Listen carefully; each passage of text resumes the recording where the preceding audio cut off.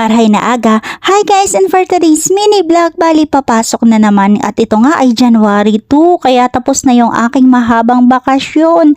Diyos ko po, Rude, balik na naman tayong sa trabaho. Kailangan magbanat ng boto at naubusan ng Pasko.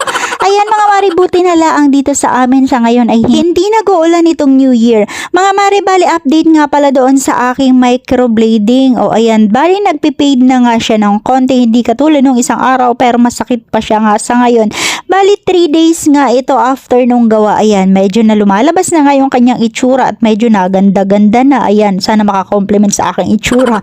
Buti na lang mga mari, pagdating nga namin dito sa San Pablo ay mukhang mainit ngayon. At panigurado na naman nga napakarami naming customer sapagkat nga galing sa mahabang bakasyon. At pagpasok nga namin dito sa highway, buti na lang walang ka-traffic at pagdating ko nga ayan si Tita Angie nakaabang na. Yan lang naman for today's video.